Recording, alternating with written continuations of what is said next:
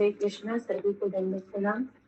कल हम लोग ने सुना था कि महाप्रभु ने संन्यास दीक्षा लेने के बाद वो शांतिपुर अद्वैत आचार्य के घर मिलने गए।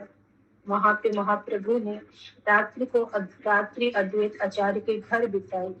फिर अगले दिन महाप्रभु पूजा पाठ से निर्वृत्त होकर अपने भक्तों के साथ बैठ गए और उन्होंने कहा कि मैं नीलाचल जा रहा हूँ, तुम सब निराश ना होना। भगवान जगन्नाथ का दर्शन करके मैं पुनः तुमसे मिलने के लिए लौट आऊंगा। अब घर जाओ और हरि नाम कीर्तन करो।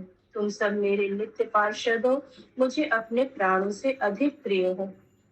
और महाप्रभु के साथ नित्यानंद प्रभु और गदाधर, मुकुंद, गोविंद, जगदानंद और ब्रह्मानंद के साथ आनंद पूर्वक यात्रा आरंभ की। आज हम लोग फिर उसके आगे से सुनेंगे हरे कृष्णा श्री चैतन्य भागवत अंत लीला अंत खंड। गंगा घाट पर स्नान करके महाप्रभु ने महेश नामक शिवलिंग को प्रणाम किया। महाराज युधिष्ठिर द्वारा स्थापित यह शिवलिंग स्नान घाट के निकट ही था। तत्पश्चात महाप्रभु भक्तों को एक मंदिर में ले गए। भक्तों को बाहर प्रतीक्षा के लिए छोड़कर वे स्वयं भी भिक्षा मांगने चले गए। पूर्ण पुरुषोत्तम भगवान श्री चैतन्य महाप्रभु अपना बाहरी वस्त्र के फैलाकर द्वार द्वार पर भिक्षा मांग रहे थे। द्वार पर खड़े इस अद्भुत सन्यासी के सौंदर्य को देखकर लोग मंत्र मुग्ध रह गए और भिक्षा देने लगे। वस्तुतः उनके घर में जो कुछ भी था वे संघर्ष से उन्हें अर्पित कर रहे थे। महाप्रभु भिक्षा से संतुष्ट थे। उसे लेकर वे भक्तों के पास लौट आए। भिक्षा में प्राप्त वस्तुओं को देखकर भक्तगण हंसने लगे और कहा, यह सत्य ही है कि भगवान हमारा पालन करते हैं। जगदानंद पंडित ने उत्साह पूर्वक भोजन बनाया और महाप्रभु भक्तों के साथ खाने बैठ गए। वह रात्रि उन्होंने कीर्तन करते हुए उसी गांव में बिताई। सूर्य उदय से पहले उन्होंने पुरी की ओर अपनी यात्रा आरंभ कर दी। कुछ किलोमीटर चलने के बाद पथ कर कार्यालय आया। अधिकारियों ने भक्तों से कर चुकाने के लिए कहा, अन्यथा उन्हें आगे बढ़ने की अनुमति नहीं थी। परंतु जैसे ही कर अधिकारी ने महाप्रभु के सुंदर रूप को देखा, वह मोहित हो गया। उसने महाप्रभु से पूछा, आपके साथ कितने लोग हैं? महाप्रभु ने कहा, मेरा इस संसार में कोई नहीं है और ना ही मैं किसी का हूँ। मैं अकेला हूँ, पूरा संसार मेरा है। यह कहकर महाप्रभु अश्रुधाराएं बहाने लगे। प्रमुख कर अधिकारी ने कहा, महाराज आप जा सकते हैं, परंतु बाकी लोग जब तक कर नहीं भरेंगे मैं उन्हें जाने नहीं दूंगा। महाप्रभु भक्तों को छोड़ कीर्तन करते हुए आगे बढ़ गए। महाप्रभु द्वारा परिपक्व अनुभव करते हुए भक्तगण निराश हो गए, परंतु श्री नित्यानंद प्रभु ने उन्हें सत्तावना दी, चिंता ना करो, महाप्रभु हमें छोड़कर कहीं नहीं जाएंगे। तब उस अधिकारी ने कहा, तुम लोग उस सन्यासी के साथ नहीं हो, इसीलिए तुम्हें कर देना ही होगा। कुछ दूर जाकर महाप्रभु बैठ गए और सिर झुकाकर रोने लगे। उनके करतार विलाप को सुनकर पाषाण हृदय भी पिघल जाता। विस्मित होकर कर अधिकारी ने कहा, निश्चित यह सन्यासी कोई साधारण मनुष्य नहीं है। किसी मनुष्य के लिए इस प्रकार अश्रुपात करना असंभव है। ध्यान पूर्वक भक्तों की ओर देखते हुए उसने पूछा, सच बताओ तुम लोग कौन हो? भक्तों ने उत्तर दिया, ये सन्यासी हमारे स्वामी हैं। आपने इनका नाम अवश्य सुना होगा, श्री कृष्ण चैतन्य। हम इनके सेवक हैं। यह कहकर वे सब भी रोने लगे। उनके संग से कर अधिकारी प्रभावित हो गया और उसकी आंखें भी आंसुओं से भर उठी। वह दौड़कर आया और महाप्रभु के चरण कमलों पर गिर पड़ा। दीन स्वर में बोला, आज मेरे लाखों जन्मों के पुण्य से आपके दर्शन संभव हो पाए। कृपया मेरे अपराध क्षमा करें। मैं प्रार्थना करता हूँ कि आप सुरक्षित नीलाचल पहुंच जाए। कर अधिकारी को आशीर्वाद देकर महाप्रभु अपनी यात्रा जारी रखी। श्री चैतन्य महाप्रभु श्री चैतन्य महाप्रभु ने नास्तिकों, घमंडी पापियों, वैष्णव अपराधियों तथा हरि नाम के बल पर अपराध करने वाले दुर्जनों को छोड़कर समस्त प्राणियों के उद्धार हेतु अवतार लिया। वैष्णव से द्वेष करने वाले लोग भी महाप्रभु की कृपा से वंचित रह जाएंगे।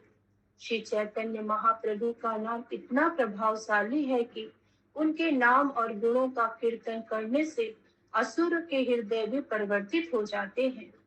परंतु दुर्जन लोग ना तो उनकी कृपा प्राप्त कर पाते हैं और ना ही उन्हें उनके नाम की शक्ति पर विश्वास है।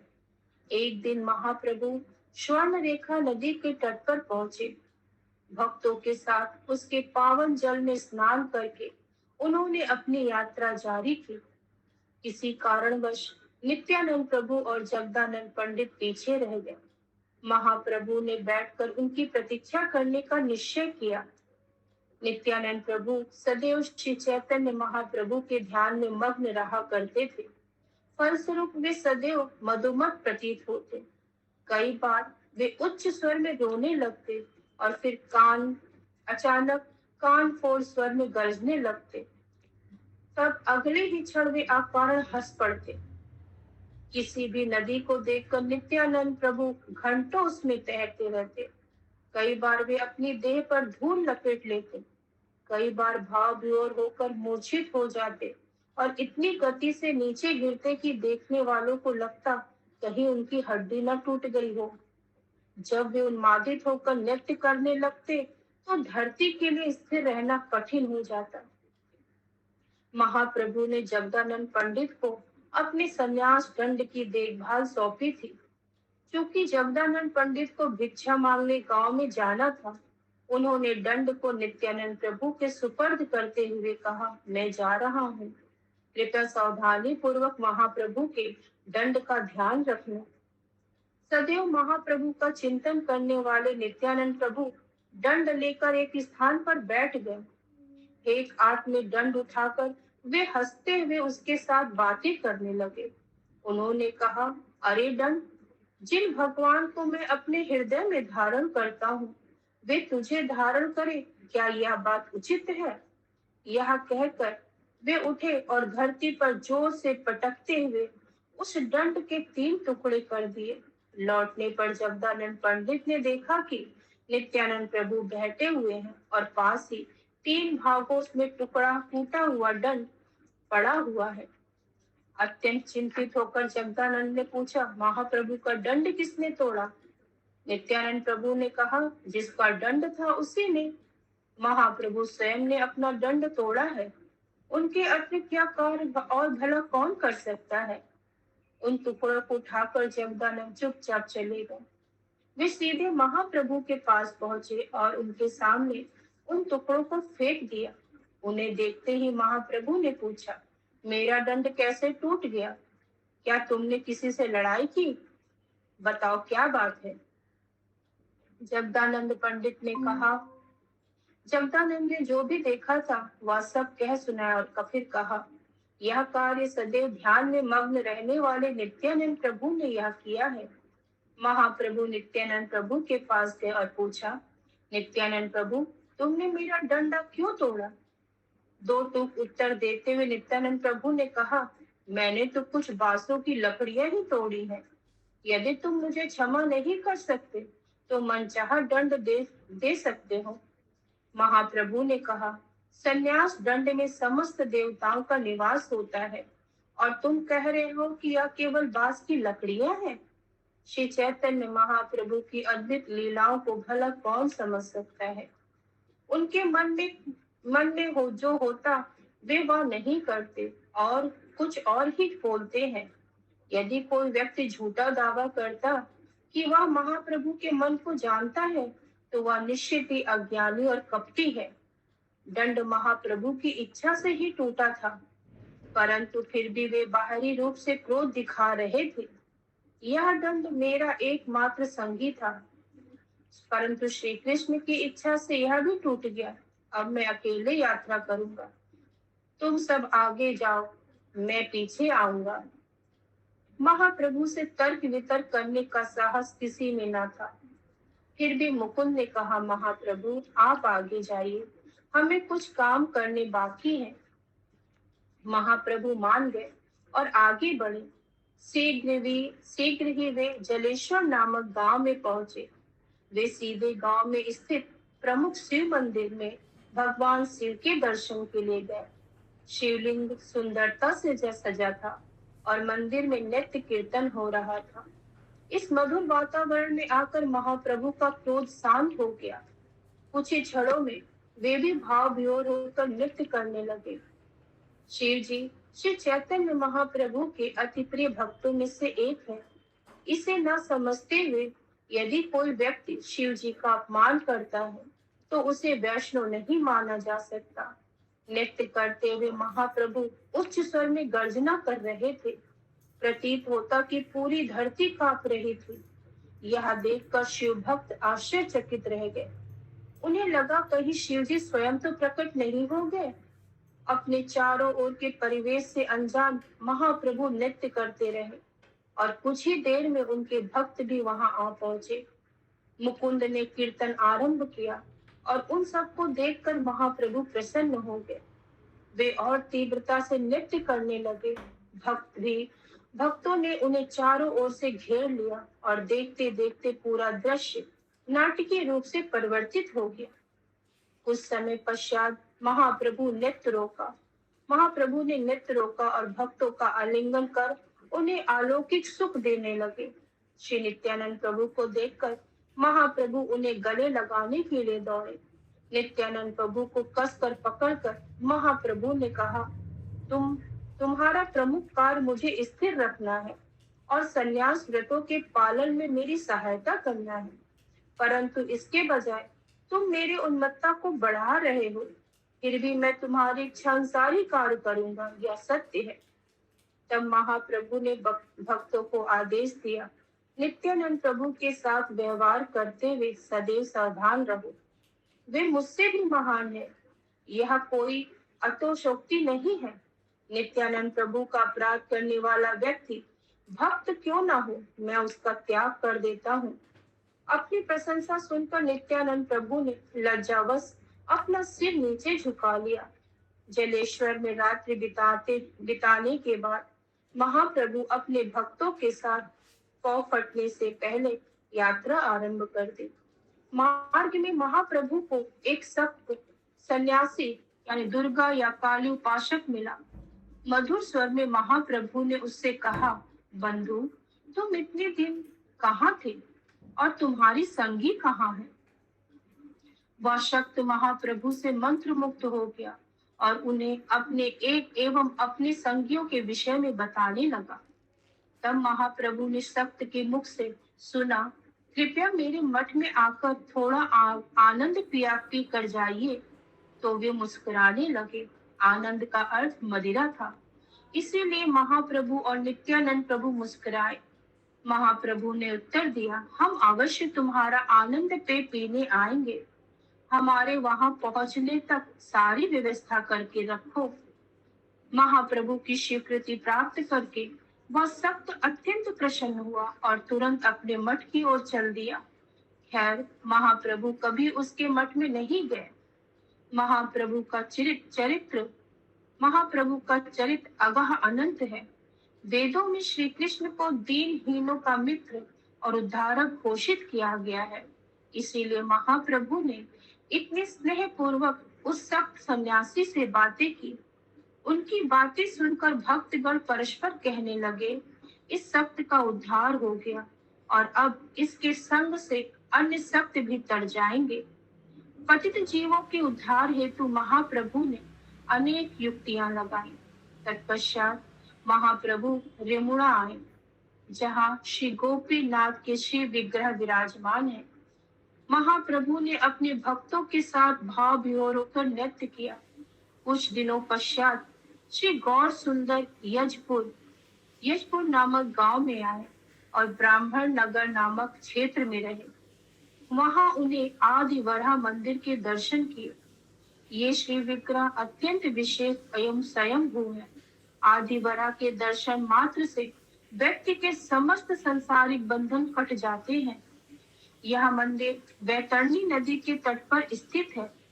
इस नदी को देखने मात्र से व्यक्ति समस्त पापों से मुक्त हो जाता है। यह संपूर्ण क्षेत्र एक प्रमुख तीर्थ माना जाता है और जगन्नाथपुरी से लगभग 120 किलोमीटर दूर है। देवताओं को इस स्थान पर नदी को पार करने वाला पशु भी चतुर्भुज वैकुंठवासी दिखाई देता है। नाभि गया नामक स्थान से जगन्नाथपुरी ठीक 80 मील दूर है। इस स्थान पर विरजा क्षेत्र भी कहा जाता है, क्योंकि यही विरजा देवी का पवित्र स्थान स्थित है। इस क्षेत्र में इतने मंदिर और तीर्थ स्थल है कि उनकी गणना संभव नहीं है। वहां पहुंचकर महाप्रभु ने भक्तों के साथ नदी पर बने अश्वमेध घाट पर स्नान किया। वहां से वे भगवान आदि वरा के मंदिर को गए। उत्साह पूर्वक आदि वरा के सम्मुख नृत्य करते हुए महाप्रभु बिना किसी से कुछ कहे अचानक अदृश्य हो गए। जब भक्तों ने ध्यान किया कि महाप्रभु वहां नहीं है, तो वे उत्तेजित होकर उनकी खोज करने लगे। महाप्रभु को भक्तों को चिंतित देखकर नित्यानंद प्रभु ने कहा, धीरज रखो, मैं जानता हूँ महाप्रभु कहाँ गए हैं। वे अकेले याजपुर के मंदिरों और तीर्थों का दर्शन करना चाहते हैं। चलो भिक्षा के लिए चलते हैं और रात बीतने के लिए यहाँ लौट आएंगे। कल भोर होने तक निश्चित ही महाप्रभु आ जाएंगे। यह सुनकर भक्तों को राहत मिली। भिक्षा मांगकर संध्या समय तक वे लौट आए। भिक्षा में जो भी मिला था उसे पकाकर उन्होंने मिल बांटकर खा लिया। तभी मंदिर का दर्शन करके महाप्रभु लौट आए। भक्तों ने हरि हरि की उच्च ध्वनि से उनका स्वागत किया। कुछ दिनों पश्चात वे सब कटक पहुंचे। महानदी में स्नान करके महाप्रभु साक्षी गोपाल मंदिर में आए। शिव विग्रह की मोहक सुंदरता ने उन्हें मंत्र मुग्ध कर दिया। हृदय में उत्कट भावना का अनुभव करते हुए वे भगवान की स्तुति करने लगे। महामंत्र के कीर्तन से भक्तों की दिव्य दृष्टि जागृत हो गई और उन्हें साक्षात्कार हुआ कि भगवान एवं उनके शिव विग्रह में कोई अंतर नहीं है। वहां से महाप्रभु भुवनेश्वर पहुंचे। इस स्थान को गुप्त काशी भी कहा जाता है। शिव जी ने सारे तीर्थ स्थलों से पवित्र जल एकत्र करके भुवनेश्वर में एक सरोवर का निर्माण किया। इसे बिंदु सरोवर कहते हैं। सरोवर को शिव जी का प्रिय तीर्थ स्थल जानकर महाप्रभु ने वहां स्नान किया। बिंदु सरोवर पर स्थापित शिवलिंग स्वयंभू है। भक्तों के साथ मिलकर महाप्रभु उसके दर्शन के लिए चले गए। यहाँ तीर्थ दर्शनार्थी छोटे दीपक जलाकर शिवलिंग के चारों ओर रखते हैं। मंदिर का ऐश्वर्य देखकर महाप्रभु अत्यंत प्रसन्न थे। शिव जी सदैव भगवान कृष्ण पर ध्यान करते हैं। श्री कृष्ण भक्ति के रसामृत का निरंतर आस्वादन करते हुए वे स्वयं को नृत्य करने से रोक नहीं पाते। वही भगवान श्री कृष्ण आज महाप्रभु के रूप में शिव जी के सम्मुख नृत्य कर रहे थे। महाप्रभु और भक्तों ने वह रात्रि वहीं बिताई। निम्नलिखित विवरण स्कंद पुराण में दिया गया है। शिव जी दीर्घ काल से अपनी पत्नी पार्वती के साथ काशी में रह रहे थे। एक राजा को काशी का कार्यभार सौंपकर वे दोनों कैलाश चले गए।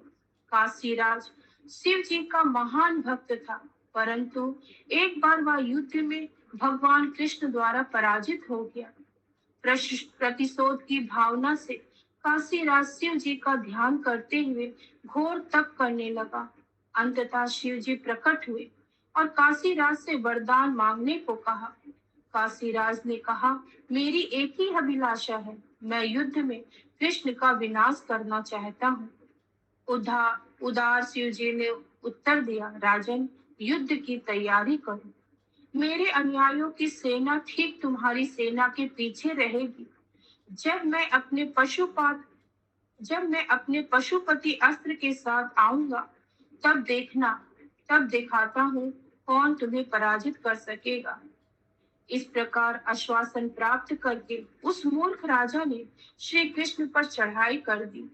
शिव जी और उनके अनुयायी राजा की सेना के पीछे थे।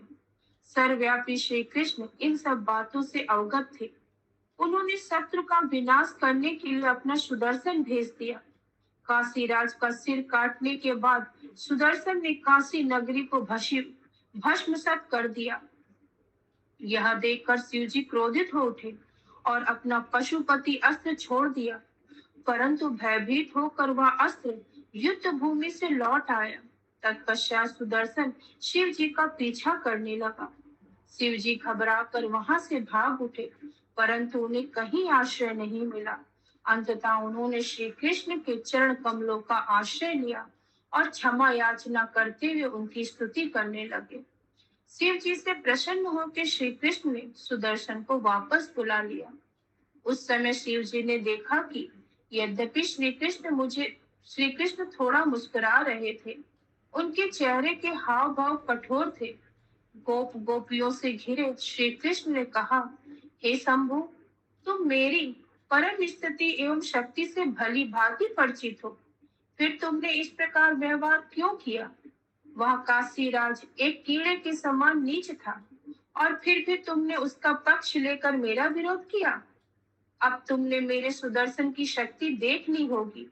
मुझे तो लगता है कि पूरी सृष्टि में तुमसे अधिक अन्य कोई मुझसे इतनी घृणा नहीं करता। ये कठोर वचन सुनकर शिव जी भयभीत और लज्जित हो उठे। भूमि पर गिरकर उन्होंने श्री कृष्ण के चरण कमलों को पकड़ लिया और बोले, हे भगवान, संपूर्ण सृष्टि आपकी इच्छा की दासी मात्र है। आपसे स्वतंत्र रहकर भला कौन कार्य कर सकता है? ना जाने कैसे मैं गर्वित हो उठा। मिथ्या अहंकार से अंधा होकर सोचने लगा कि मुझसे अधिक शक्तिशाली कोई नहीं है। हे भगवान, मैं निसहाय हूँ। अपनी लीलाएं करने के लिए आपने ही मुझे इस प्रकार सोचने के लिए बाध्य किया है।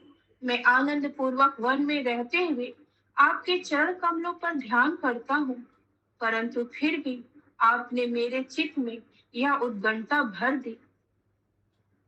अब कृपया मुझे क्षमा करें और अपनी कृपा दृष्टि करें। मेरी यही याचना है कि पुनः कभी मेरी बुद्धि इस कुमार्ग पर ना चले। मेरी उद्दंडता का आपने मुझे समुचित दंड दिया। अब कृपया रहने के लिए मुझे एक स्थान प्रदान करें। मुस्कुराते हुए श्री कृष्ण ने उत्तर दिया, प्रिय शिव, मैं तुम्हें एकाग्र वन नामक स्थान देता हूँ। अपने अनुयायियों के साथ सुख पूर्वक वहां निवास करो। यह स्थान काशी के ही समान मनमोहक है। आप वहां प्रकट होगे और कोटि कोटिकेश्वर के नाम से पूजे जाओगे। यह स्थान अत्यंत पवित्र है, परंतु अधिकांश लोग इसे नहीं जानते। समुद्र तट पर ही एक विशाल क्षेत्र में नीलाचल बसा हुआ है। 80 वर्ग मील में फैला यह स्थान पुरुषोत्तम क्षेत्र के नाम से जाना जाता है। देवताओं को इस क्षेत्र में रहने वाले कीट पतंगे, पशु पक्षी आदि भी चतुर्भुज वैकुंठवासी दिखाई देते हैं। इसीलिए मैं कहता हूँ कि यह स्थान अत्यंत पवित्र एवं शुभ है। प्रलय के समय भी यह स्थान नष्ट नहीं होता। मैं नित्य वहां निवास करता हूँ और भोजन में नाना प्रकार के स्वादिष्ट व्यंजन स्वीकार करता हूँ। यहाँ सोने वाले व्यक्ति को समाधि में ध्यान का फल प्राप्त होता है। यहाँ लेटने वाले व्यक्ति को प्रणाम करने का फल प्राप्त होता है। वेदों में ऐसी घोषणा की गई है, यहाँ चलने वाले व्यक्ति को धाम परिक्रमा का फल प्राप्त होता है। यहाँ बातें करने वाले व्यक्ति को मेरी स्तुति करने का फल प्राप्त होता है। यह स्थान अत्यंत पावन एवं यशस्वी है। इस पवित्र स्थान का ऐसा प्रभाव है कि यहाँ मछली खाने वाले व्यक्ति को भी यज्ञ में अर्पित शाकाहारी प्रसाद खाने का फल प्राप्त होता है। यह स्थान मुझे अतिशय प्रिय है, इसीलिए यह मेरे नाम से जाना जाता है। यह स्थान यमराज की दंड सीमा से परे है। इसीलिए यहाँ के निवासियों के अच्छे बुरे कर्मों का मैं स्वयं निर्णय लेकर उन्हें फल देता हूँ। तुम्हारे निवास हेतु निर्धारित एकाग्र वन मेरे स्थान के उत्तर में स्थित है। अब से यह स्थान भुवनेश्वर नाम से विख्यात होगा। जगन्नाथपुरी की महिमाएं सुनकर शिव जी विस्मित रह गए। तुरंत श्री कृष्ण के चरण कमलों का आलिंगन करते हुए उन्होंने कहा, हे प्राणनाथ, मेरी बस एक प्रार्थना है। गर्व के वशीभूत होकर मैं सदैव आपके संग से दूर रहता रहा हूँ। मैं आपका निकट सानिध्य चाहता हूँ, इसीलिए आप मुझे अपना सेवक मानते हैं, तो कृपया मुझे अपने धाम में एक स्थान प्रदान करें। स्वयं आपके मुखार बिंद से आपके धाम की महिमा सुनकर मेरे चित्त में वहां निवास करने की उत्कट इच्छा है। सरल जीवन यापन करते हुए मैं आपकी सेवा करूंगा। आपके धाम में मुझे एक कोना मिल जाए, यही मेरी याचना है। कहते कहते शिव जी की वाणी अवरुद्ध हो गई और नेत्रों से अविरल अश्रुपात होने लगा। अत्यंत प्रसन्न होकर श्री कृष्ण ने शिव जी का आलिंगन कर लिया और कहा, तुम मुझे स्वयं मेरे प्राणों से भी अधिक प्रिय हो। मैं सदैव तुम्हारे चित्त में निवास करता हूँ। तुम न केवल मेरे सारे धामों में निवास करते हो, अपितु उन सब स्थानों के रक्षक, धाम रक्षक भी हो। मैं तुम्हें एकाग्र वन का निवास प्रदान करता हूँ। यहीं अपना घर बनाकर रहो। यह स्थान मुझे अत्यंत प्रिय है। ऐसा व्यक्ति जो मेरा भक्त होने का दावा करते हुए तुम्हारा अपमान करता है, वास्तव में वह केवल मेरा भक्त होने का दिखावा कर रहा है। इस प्रकार शिव जी भुवनेश्वर में रहने के लिए आए, जगत को शिक्षा देने के लिए कि शिव जी श्री कृष्ण को अत्यंत प्रिय है। श्री चैतन्य महाप्रभु ने शिवलिंग के सम्मुख नृत्य करने लगे। तालियां बजाते हुए नृत्य करते हुए महाप्रभु शिव गोविंद राम गा रहे थे। तब श्री चैतन्य महाप्रभु ने अपने परिकरों के साथ मिलकर शिव जी की पूजा की। श्री भगवान जगत गुरु है। महाप्रभु ने अपने शिष्यों के साथ भुवनेश्वर का भ्रमण करते हुए अनेक शिव मंदिरों का दर्शन किया। तत्पश्चात उन्होंने अपनी यात्रा जारी रखी और कमलापुर पहुंचे। वहां से महाप्रभु को दूर स्थित जगन्नाथ मंदिर के शिखर पर लगी पताका दिखाई दी। दिव्य भावनाओं से उनका हृदय अपवलित हो गया। नेत्र शिखर पर स्थिर हो गए। वे एक गीत गाने लगे, मंद मुस्कुराते, इस ग्वाले कृष्ण को देखो जो मंदिर के शिखर से मुझे देख रहा है। इस प्रकार उनके मुख कमल की असाधारण सुंदरता और बढ़ गई। बारंबार इसे गाते हुए महाप्रभु लड़खड़ाने लगे। प्रत्येक पग पर उन्हें मूर्छा आ रही थी। वस्तुतः महाप्रभु भूमि पर गिर उठकर बार बार दंडवत प्रणाम कर रहे थे। वे मंदिर के शिखर को देखते और पुनः धरती पर गिरने से पहले यह श्लोक गाते। सब लोग विस्मित होकर उन्हें देखते रहे। सड़क के किनारे पंक्तिबद्ध खड़े होकर देखते हुए वे कहते, निश्चित ही ये स्वयं पूर्ण पुरुषोत्तम भगवान नारायण है। हरे कृष्णा। शिव चैतन्य भागवतम की जय। नमो विष्णुपादाय कृष्णपृष्ठाय भूतले श्रीमते भक्ति वेदांत स्वामी इति नामिने। नमस्ते सारस्वते देवे गौरवाणी प्रचारिणे निर्विशेष शून्यवादी पाश्चात्य देश तारिणी। जगत गुरु श्रील प्रभुपाद की जय। श्री चैतन्य भागवतम की जय। हरे कृष्णा। सभी गुरु